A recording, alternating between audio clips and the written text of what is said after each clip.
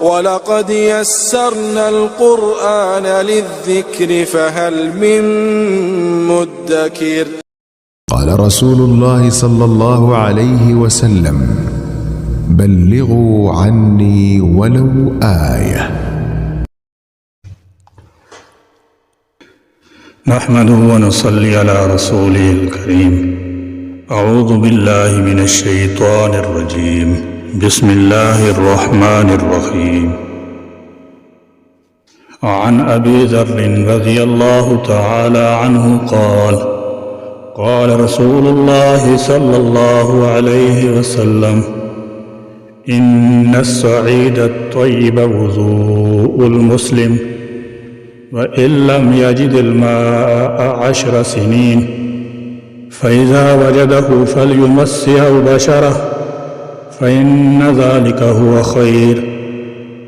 سیدنا حضرت ابو ذر غفاری رضی اللہ تعالی عنہ سے روایت ہے کہ رسول اللہ صلی اللہ علیہ وسلم نے ارشاد فرمایا کہ پاک مٹی مسلمان کا سامان طہارت ہے، اگرچہ 10 سال تک پانی نہ ملے، پس جب پانی پاوے تو چاہیے کہ اس کو بدن پر ڈالے، یعنی اس سے وضو یا غسل کر لے، کیونکہ یہ بہت اچھا ہے۔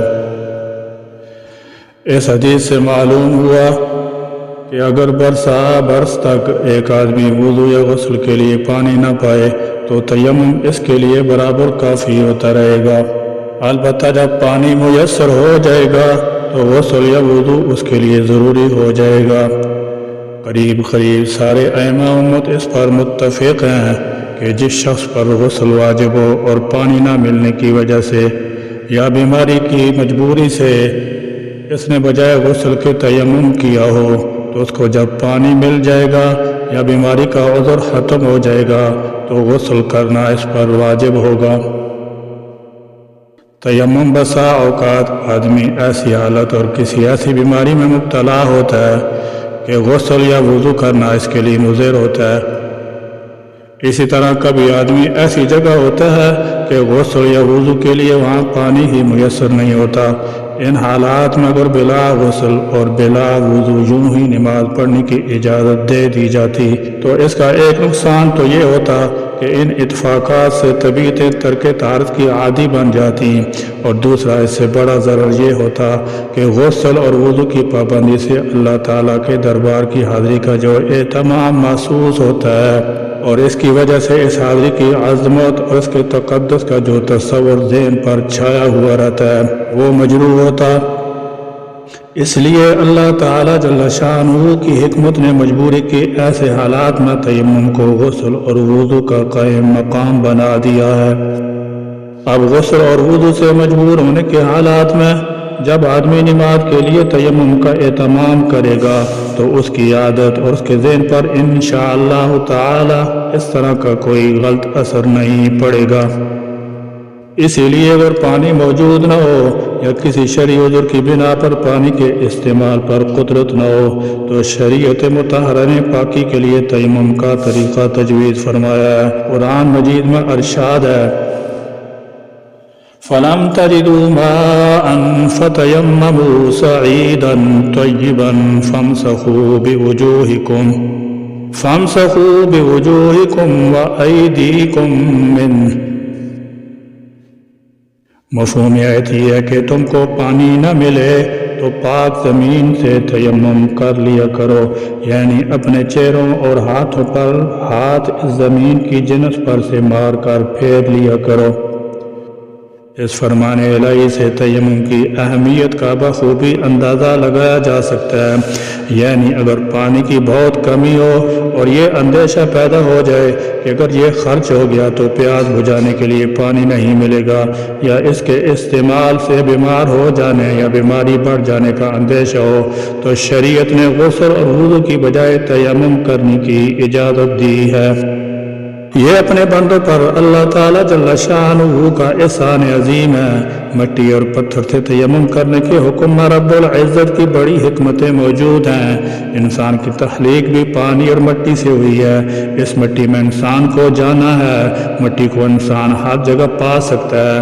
مٹی کو ہاتھ لگا کر منہ پر پھیرنے میں عاجزی اور خاکساری بھی پائی جاتی ہے۔ مٹی کے کچے یا پکے برتن جن پر روغن نہ لگاؤ، ریت، چونا، پتھر، ملتانی مٹی، مٹی کی کچی پکی اینٹیں، چونے یا اینٹوں کی دیوار پر تیمم جائز ہے۔ لکڑی، لوہا، سونا، چاندی، شیشہ، گندم، جو راکھ وغیرہ یعنی جو اشیاء آگ میں پگھل جائیں اور اپنی حیثیت تبدیل کر لیں، ان پر تیمم جائز نہیں۔ اور تیمم کے 3 فرائض ہیں۔ پہلا فرض یہ ہے کہ یہ نیت کریں کہ میں ناپاکی دور کرنے اور نماز پڑھنے کے لیے تیمم کر رہا ہوں یا کر رہی ہوں۔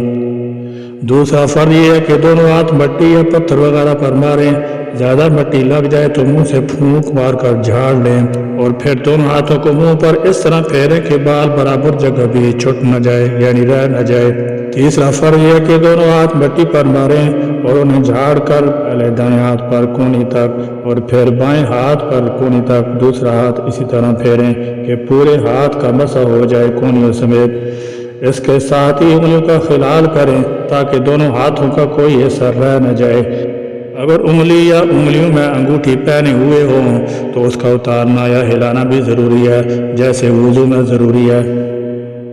تیمم کا سنت طریقہ یہ ہے، جب آدمی تیمم کرنے کا ارادہ کرے تو اول نیت کرے کہ میں ناپاکی دور کرنے اور نماز پڑھنے کے لیے تیمم کرتا ہوں، پھر دونوں ہاتھ پاک مٹی پر مار کر انہیں جھاڑ دے، زیادہ مٹی لگ جائے تو منہ سے پھونک دے اور دونوں ہاتھوں کو منہ پر اس طرح پھیرے کہ کوئی جگہ باقی نہ رہے، ایک بال برابر جگہ چھوٹ جائے گی تو تیمم جائز نہ ہوگا۔